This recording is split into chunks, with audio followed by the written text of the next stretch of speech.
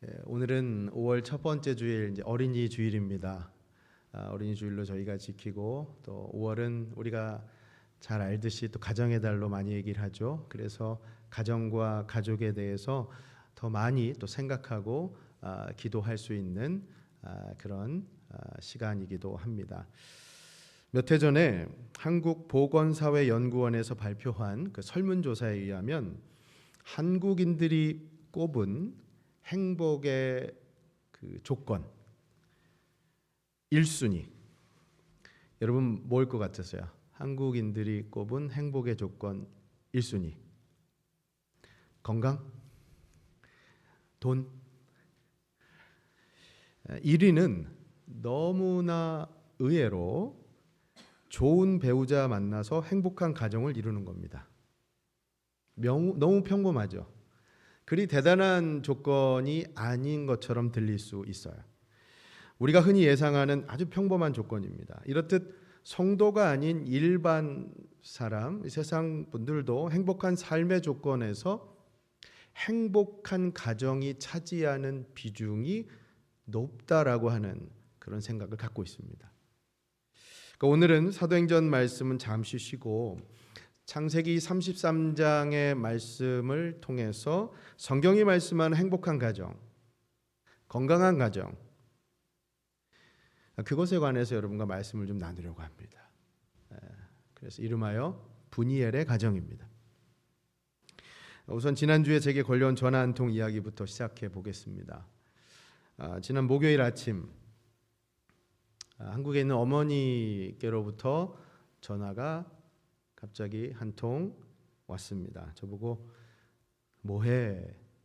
그러시면서 안부를 물으시고는 새벽 예배 끝났냐고 하시더라고요. 물으셨어요. 그러시면서 자신은 이제 저녁 시간, 이제 제가 여기 아침이니까 한국은 저녁 아닙니까? 저녁에 특별히 기도할 게 있어서 교회 가서 기도하시다가 이제 집에 들어가는 길이시라고 하면서 연락을 하셨어요. 제가 궁금해서 여쭤봤어요. 뭐가 특별히 더 기도하실 게 있냐고, 저녁에 교회를 다녀오셔서. 그랬더니 가족들을 위한 기도가 더 필요한 것으로 생각되어서 저보고도 같은 시간에 기도하면 어떻겠냐고 그러시면서 같이 기도하자고 하시더라고요. 저는 아침에, 어머니는 저녁에. 그래서 어떤 기도를 하실까 말씀을 들어보니까 최근에 더 기력이 쇠해지신 아버님 위해서, 그리고 제가 남동생이 있거든요. 동생 가족의 건강과 또 조카들 신앙과 학업을 위해서, 그리고 제 가족, 저 가족의 또 건강과 우리 아이들의 학업과 신앙을 위해서, 그리고 임마누엘 교회와 또 제 목회를 위해서. 얼핏 들으면 평상시에도 기도하시는 것과 똑같은 기도 제목인데, 그날은 어머니께서 특별히 더 기도가 필요하다고 하시면서 저보고 같이 기도하자고 하셨어요. 알겠다고 하고 전화를 끊었습니다. 그리고는 전화를 끊고 잠깐 어머니 생각하면서 기도하는데 순간 가슴이 울컥해졌어요. 순간 깨달았습니다. 왜냐하면 저한테 같이 기도하자고 하시면서 내어놓으신 그 기도 제목들이 다 가족들 기도 제목인데, 정작 자신에 대한 기도 제목은 내놓지 않으셨어요. 본인께서도 몸이 불편하시고 연로하신데 말이죠. 결국 가족을 위한 기도가 어머니께는 자신을 위한 기도 제목이셨던 거죠. 혹시 아직 나이가 젊은 청년이시거나 아니면 부모님께서 아직 젊으신 분들은 실감하지 못하시겠지만, 여러분, 가족 구성원들이 그 나이가, 연세가 점점 많아지면 많아질수록 내가 언제까지 가족들과 같이 시간을 보낼 수 있을까라는 생각을 한 번쯤은 해보셨을 겁니다. 그렇죠? 부모님만 꼭 그런 게 아닙니다. even 우리 젊은 나이의 청춘들도 마찬가지고, 저처럼 아픈 자녀를 둔 가족들도 마찬가지입니다. 저만 해도 우리 둘째 아이, 누군가의 보살핌이 꼭 필요한 아이인데 그 아이가 만약 저와 아내가 없다면, 가족이 없다면 그 아이가 앞으로 어떻게 살아갈 것인가. 어떤 분 그러세요. 그거 생각하면 흔한 말로 먼저 눈을 감을 수가 없을 것 같다, 그런 얘기도 하세요. 우리 아이들 생각하면 걱정되면 그럴 수 있잖아요. 그러니 여러분, 오히려 그런 의미에서 우리 그리스도인의 가정이라는 거, 그 의미는 세상과 달라야 합니다.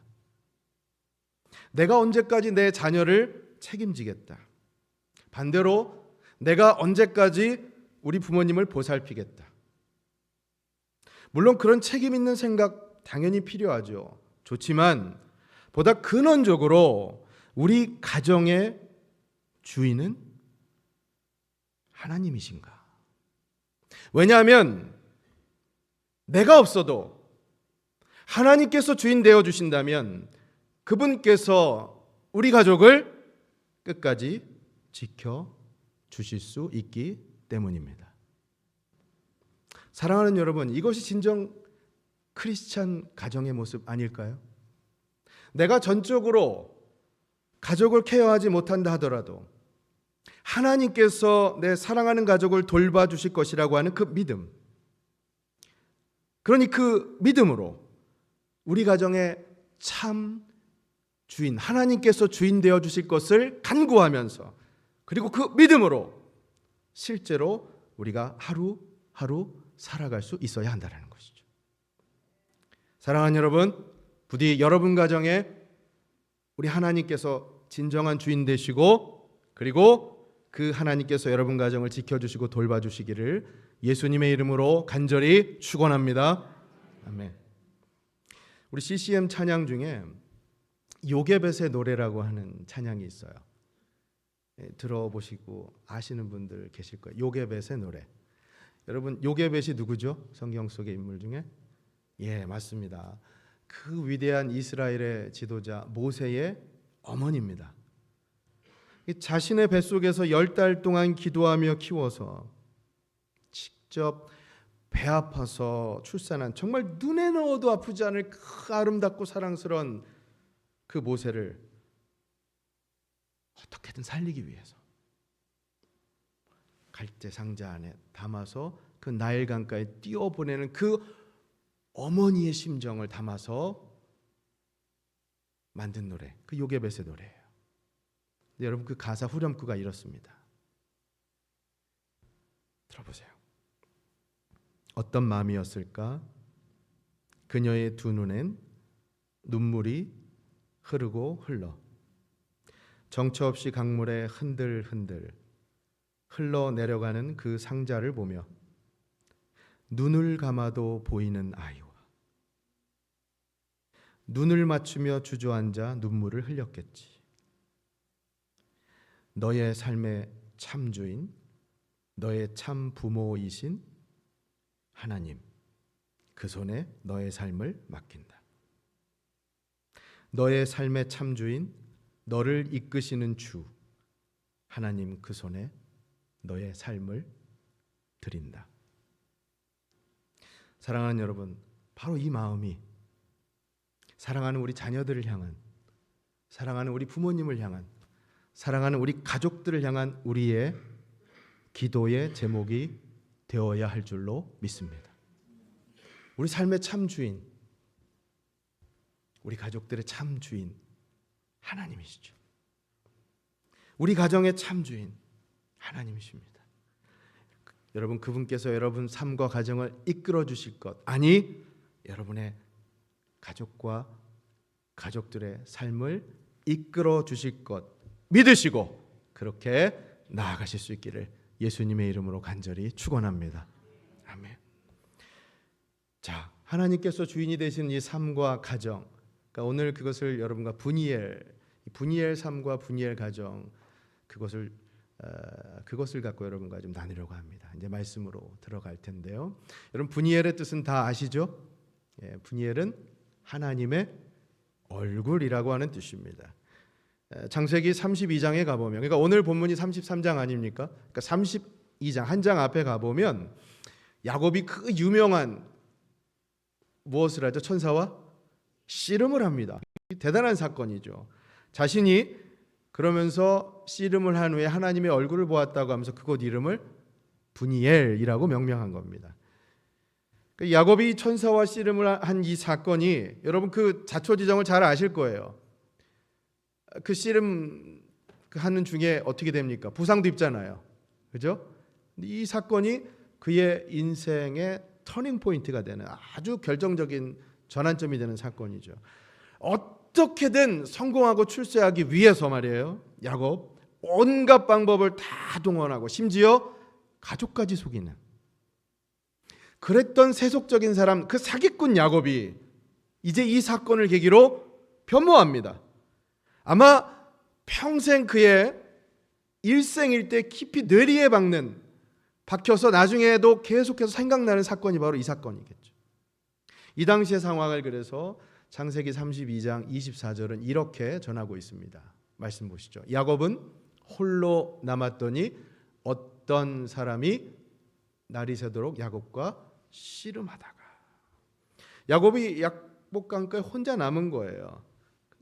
근데 어떤 사람이 찾아와서 야곱과 씨름. 여기 씨름이란 말이 나오죠. 여러분 이 씨름을 한국의 무슨 전통 그 민속 씨름 정도로 생각하시면 절대로 안 됩니다. 이 씨름은요, 단순한 힘겨루기가 아니라 목숨을 건 싸움이었어요. 목숨을 건 싸움. 생명을 걸고 싸운 싸움이었다는 거예요. 이게 총탄이 빗발치는 그 전장터의 그 프론트 라인에서 펼치는 육박전과 같은 거였어요. 쓰러지면 죽는 거였습니다.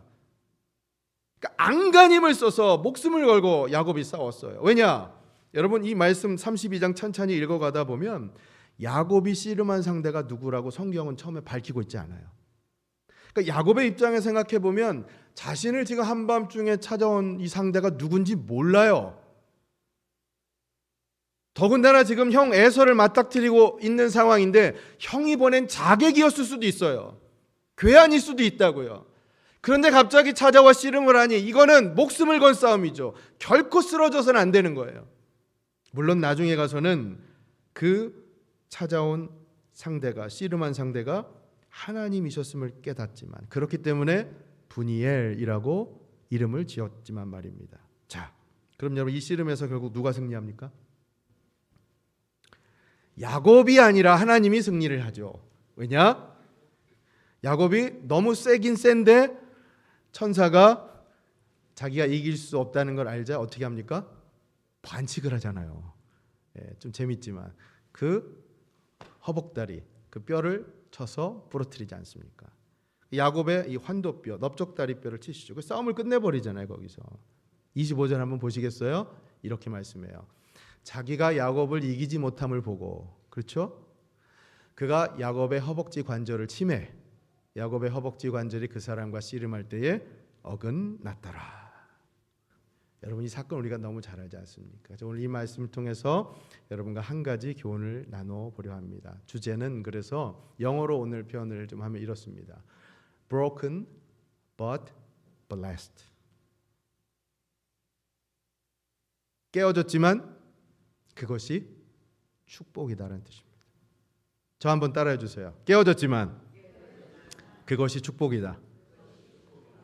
25절 말씀 보세요. 야곱은 환도뼈가 깨어집니다. 부러졌지만 앞으로 펼쳐질 야곱의 상황을 생각하면 이게 축복이라는 거예요. 왜냐? 야곱은 이 사건을 통해서 하나님을 만났기 때문에. 하나님을 만난 야곱은 변화돼요. 그런데 이 변화가 그야말로 커다란 축복이 되죠. 그야말로 잠 못 드는 밤 하늘로부터 은혜의 비를 맞은 것 같은 경험을 하게 됩니다. 자, 야곱의 변화. 어떤 축복을 받느냐? 첫 번째, 야곱은 가장 먼저 이름이 바뀝니다. 뭐로 바뀌죠? 야곱에서 이스라엘로. 속이는 자, 사기꾼이라는 야곱에서 이제 하나님과 더불어 싸워 이겼다라는 이름으로 바뀌죠. 28절을 보면 그렇게 돼 있어요. 여러분 이 이름이 바뀌었다고 하는 거, 이게 아주 특별한 의미죠. 왜냐하면 이름이라는 게 뭡니까? 그 사람의 정체성이잖아요. 본질, 성품을 대변하는 거 아닙니까? 근데 야곱이라는 이름이 지금까지 너무나 세속적이고 사기꾼, 속이는 자로 살았던 그 야곱이 이제 하나님 만난 사람으로, 하나님을 싸워 이긴 사람으로 그렇게 이스라엘로 바뀌지 않습니까? 여러분, 야곱이 어떤 인물이에요? 평생 2인자로 살았던 인물이잖아요. 2인자예요. 1인자가 될 수 없었던 인물. 자격지심으로 살았겠죠. 생각해 보세요. 오늘날로 따지면 난 왜 금수저로 태어나지 못했지? 난 왜 좋은 대학 가지 못했지?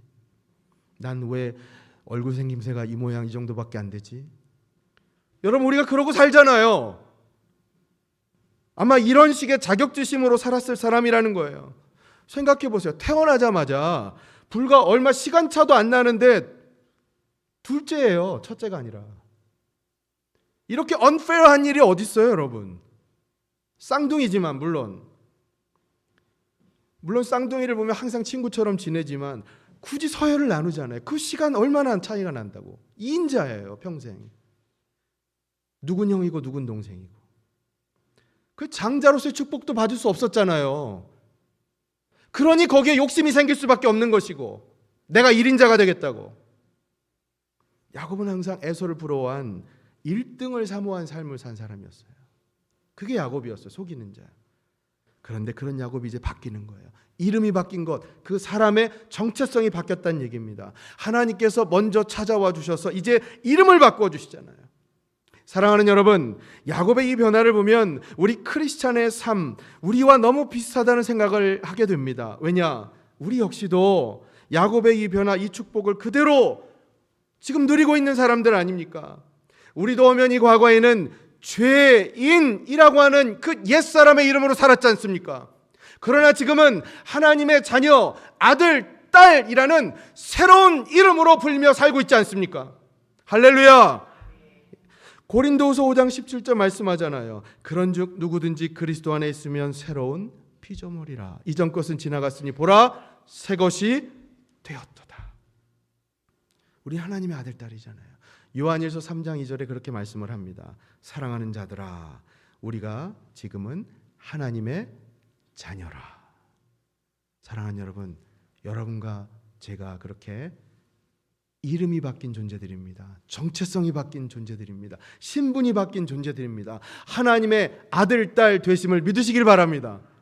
그러니 여러분, 이 놀라운 변화, 야곱의 변화를 통해서 우리가 이제 동일한 변화를 체험하며 살고 있다는 것을 알 수 있죠. 축복이죠.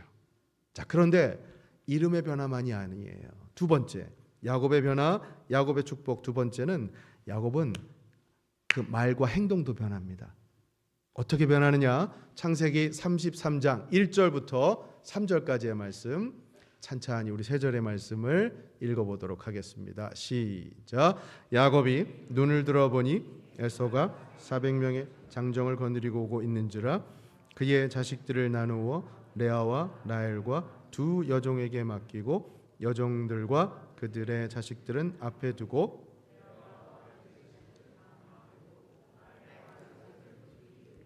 자기는 그들 앞에서 나아가되 몸을 7번 땅에 굽히며 그의 형 에서에게 가까이 가니. 아멘. 자, 여러분, 야곱이 이름만 바뀐 게 아니라 말과 행동이 바뀌었다고 했는데, 자, 이 상황을 설명드리면 여러분 이해가 되실 거예요. 야곱이 이 당시 20년 만에 지금 고향으로 돌아가는 그런 때입니다. 20년 만에. 여러분 생각해 보세요. 20년 만에. 처음에 떠날 때는 완전 거짓 신세, 무일푼이었잖아요. 그런데 도망자 신세로 갔는데 지금 20년 만에 거부가 되어 돌아가죠. 그렇잖아요. 흔한 말로 자수성가해서 금이환영하면서 돌아가는 거예요. 여러분 다 아시잖아요. 아들만 해도 지금 몇 명입니까? 이 당시에 11명이에요. 성공한 사람이에요. 이 당시의 문화로 보면. 그런데 떵떵거리며 고향으로 돌아가야 할 그에게 걱정거리가 하나 있었죠. 뭡니까?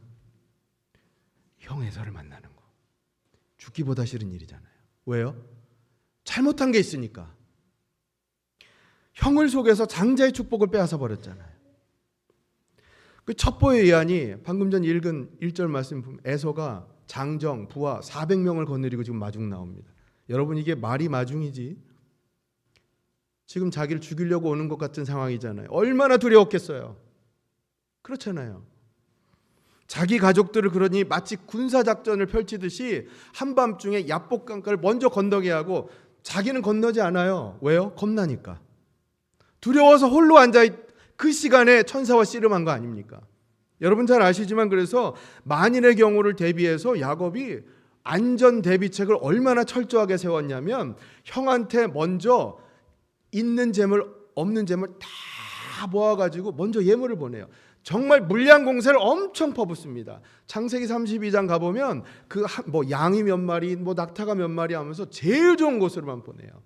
그런데 혹시라도 그것도 불안해서 야곱이 33장 넘어와서 방금 전에 읽은 말씀 보면 자기 가족과 재산을 지금 세 무리로 나눠요.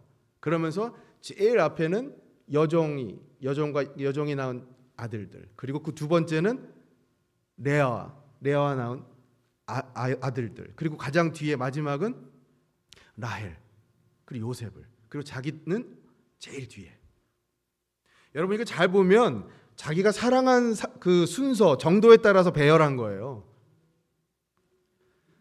그렇잖아요. 이런 비겁한 짓이 어디 있어요? 세상 말로 이렇게 약삭 빠른 사람 앞에 총알바지로 가족들을 다 내세우고 자긴 뒤에 빠지고 얼마나 철두철미합니까? 이런 사기꾼 속임수 1인자. 그런데 그런 야곱이 하나님을 만난 후 변합니다. 이름만 변한 게 아니라 그의 행동이 변하죠. 담대하게 나아갑니다. 담대하게 나아가요. 자, 33장 4절을 보십시오. 우리 같이 한번 4절 말씀을 읽겠습니다. 4절 시작. 에서가 달려와서 그를 맞이하여 안고 목을 어금맞추어 그와 입맞추고 서로 우니라. 아멘. 처음에는 뒤에서 어떻게 하면 살아볼까 했던 그가 담대하게 제일 앞으로 나아가니까 그 모습을 본 형 에서, 그도 하나님께서 은혜를 주셔서 모든 그동안에 쌓였던 미움의 감정들이 다 녹아버리죠. 여러분 저 말씀 보세요. 에서가 달려와서 야곱을 맞이하고 목을 어금맞추어 입맞추고 서로 웁니다. 눈물 흘리면 끝난 거 아니에요, 여러분?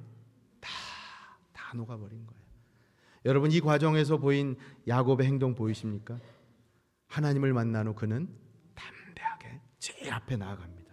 에서를 만날 담대함이 생긴 거죠. 야곱은 이제 가족을 지키고 가정을 회복시킬 당당한 가장으로 한 가정의 그 아버지로서 변화된 겁니다. 하나님의 은혜죠.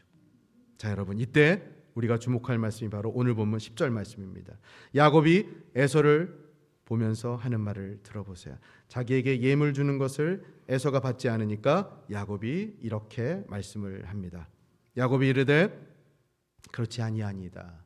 내가 형님의 눈앞에서 은혜를 입었사오면 청하건대 내 손에서 이 예물을 받으소서. 에서가 받지 않으려고 하니까 아니에요, 형님 받으십시오. 에서는 안 받는다. 괜찮다. 우리 사이에 이제 더 이게 무슨 필요가 있냐.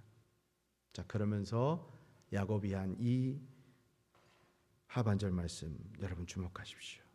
내가 형님의 얼굴을 배운즉 하나님의 얼굴을 본 것 같사오며 형님도 나를 기뻐하심이니이다.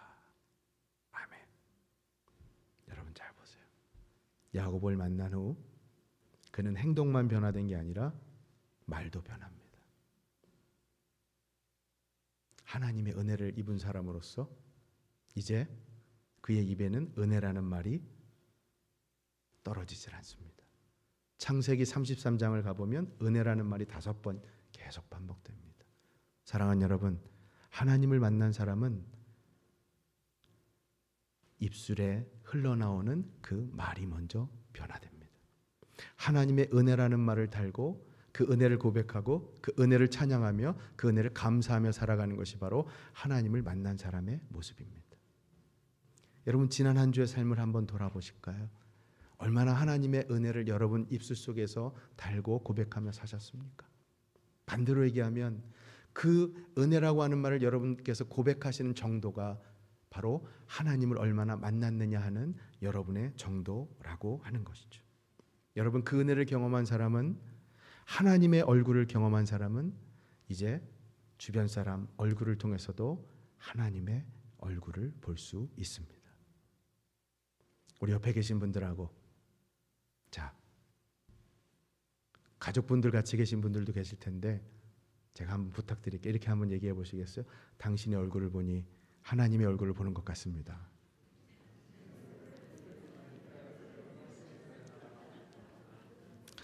으이구 웬수야 이러지 마시고요. 네. 여러분, 그런 말씀들이 많이 나오면 나올수록, 여러분의 입술을 통해서 은혜라는 말이 고백되면 고백될수록 그것이 바로 여러분들이 하나님을 많이 만나고 계시다는 증거입니다. 제가 언젠가 한번 인용했는데요, 리처드 포스터라고 하는 영성신학자가 영적 훈련과 성장이라는 책에서 이런 말을 했어요. 우리의 혀는 온도계다. 이상한 말이죠. 이 무슨 뜻이냐면, 혀는 우리의 영적 온도를 알려준다는 뜻입니다. 내가 지금 혀를 어떻게 사용하고 있느냐에 따라서 이것이 현재 내 영성의 온도를 나타내는 바로미터가 된다는 것이죠. 사랑하는 여러분, 여러분의 혀, 여러분의 말을 통해서 하나님의 은혜를 많이 고백하시고 찬양하고 감사하는 삶 살아가시기를 진심으로 축복합니다. 제가 지금까지 말씀을 간단히 정리해 볼게요. 야곱이 에서와 극적으로 화해를 합니다. 그렇다면 그것이 어떻게 가능했을까? 아니, 야곱은 어떻게 에서의 얼굴에서 하나님의 얼굴을 볼 수 있었을까? 맞습니다. 그는 하나님과 대면하는 분이엘의 시간을 가졌기 때문입니다. 그 경험을 통해서 하나님으로 충만했기 때문에 이 모든 일이 가능했다는 것이죠. 사랑하는 여러분, 하나님을 대면하여 만나면 영혼의 겨울이 끝나고 우리 인생의 봄날, 화창한 꽃이 피는 것처럼 봄날이 오게 되는 것을 믿으시기를 바랍니다. 그러다 보면 자연스럽게 여러분의 입술을 통해서 하나님의 은혜가 연거푸 고백되는 것을 경험하게 될 줄로 믿으시기를 바랍니다. 여러분, 너무나 아이러니한 것이 부러졌지만, 깨져버렸지만 이것이 축복이 되는 경험이요. 그렇습니다. Broken but blessed. 야곱의 뼈는 부러졌지만 오히려 이것이 야곱에게 축복이 되는 이유, 그것은 야곱이 하나님을 만날 수 있었기 때문입니다. 여러분, 물론 야곱은 평생 아마 절뚝거리면서 불편하게 걸었을지도 몰라요. 그러나 그 불편히 걸을 때마다, 아, 내가 하나님의 은혜를 입었구나, 내가 하나님의 얼굴을 보는 그 시간을 기억하며 살아갈 수 있었을 겁니다. 그러니 그 불편함이 오히려 하나님의 은혜를 기억하는 은혜의 도구가 되었겠지요. 아마도 야곱에게는 평생 그것이 하나님의 은혜를 되새기게 하는 은혜의 가시 역할을 했을 겁니다. 그러니 여러분, 부서졌지만, 깨져버렸지만 그것이 축복이 되는 이 원리를 오늘 여러분과 적용하며 말씀해 주려고 합니다. 여러분, 오늘 어쩌면 이 말씀 아직 가정을 꾸미지 않은 청년들에게는 그리 살갑게 다가오지 않을 수도 있어요. 하지만 여러분, 아닙니다. 잘 생각해 보세요.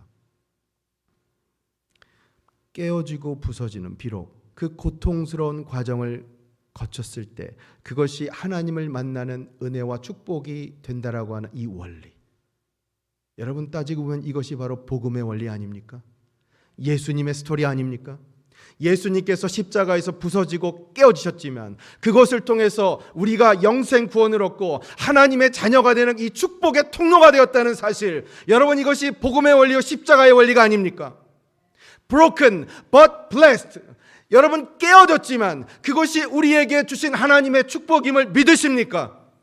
그 복음의 원리를 붙들고 살아간다면 여러분, 지금 우리에게 필요한 것이 무엇입니까? 하나님의 얼굴을 대면하여 그 얼굴을 은혜 가운데 마주하며 하루하루 그 삶을 살아가는 것이 오늘 우리에게 필요한 것임을 믿으시기를 바랍니다.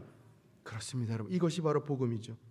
십자가야말로 하나님을 대면하는 이 분이엘의 시간이야말로 지금 우리 인생이 붙들어야 할 우리의 가정과 우리의 교회와 우리의 이 땅의 삶의 모든 영역에서의 지금 우리가 가장 붙들어야 할 진리 아닙니까? 여러분, 우리가 많이들 얘기하죠. 깨어진 관계, 부서진 관계, 관계도 그렇고 가정도 그렇고. 우리 성도님들 말씀 다 안 하셔서 그렇지. 우리 지난 금요 기도회 때도 최한규 선교사님이 잠깐 나눠주셨지만 우리 이민 생활하시는 성도님들 가정에 말 못할 고충, 그 아픔이 얼마나 많습니까? 특히 자녀들, 약물 문제로, 마약 문제로 신음하고 고통스러워하는 가정 정말 많죠. 얘기 못하죠. 창피하죠. 어디 그것뿐입니까? 뭐 엄마 말 안 듣고 공부 못, 그런 정도가 아니잖아요, 여러분. 우리 가정의 문제, 남들에겐 차마 밝힐 수 없고 하나님 앞에 나아가 은밀하게 구할 수밖에 없는 그 문제 얼마나 많습니까? 여러분, 사실 여러분의 기도 제목, 우리 성도님들 기도 제목 다 들어보면 대부분 다 공감하실 거예요. 대부분 다 가족에 관한 기도 제목 아닙니까? 여러분 기도 제목 대부분 다 가족에 관한 기도 제목 아니에요? 우리에게 주신 이 은혜의 소중한 공동체, 가정, 가족 얼마나 소중하면 그들이 잘 되기를 바라면서 하나님 앞에 올려드리는 우리의 대부분의 기도 제목이 다 가족 아닙니까? 여러분, 오늘 이 말씀 저는 이렇게 적용하고 싶습니다.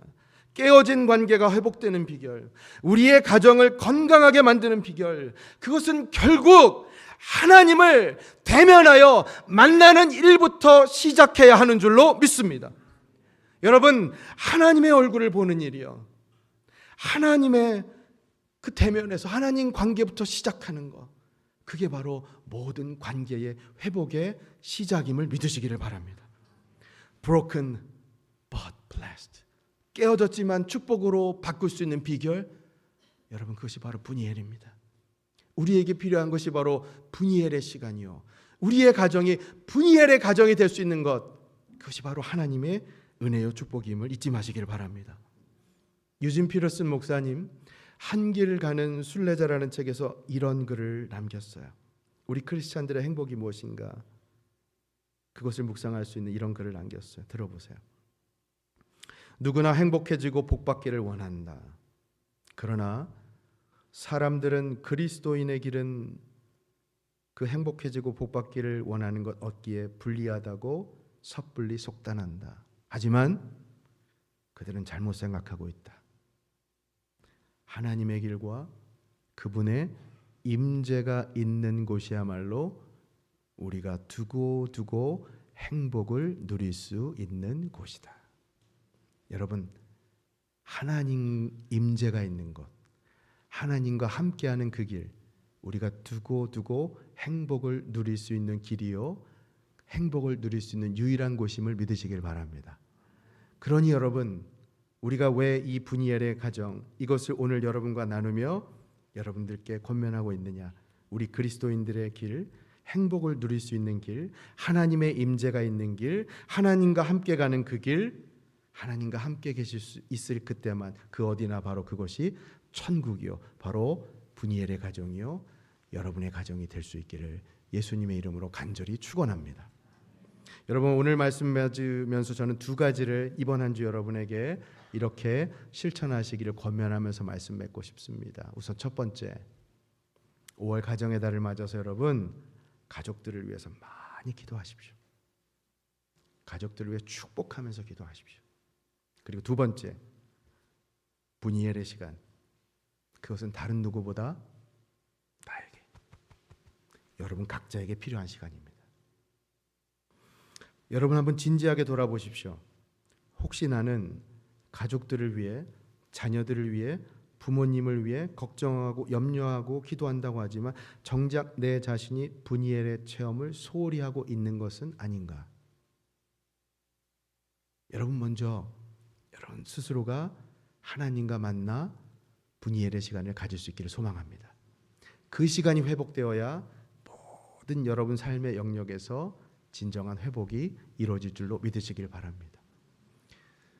제가 아까 서두에 우리 어머님 말씀드렸는데 어머님을 위해서 제가 기도하는 것이 어머님이 잘 되고 건강하시길 기도하기도 하시지만 저는 어머니께서도 스스로 당연히 그러시겠지만 하나님과 깊이 교제하시는 분이엘의 시간을 많이 가지실 수 있기를 여러분 스스로 우리 사랑하는 임마누엘의 우리 아버님 어머님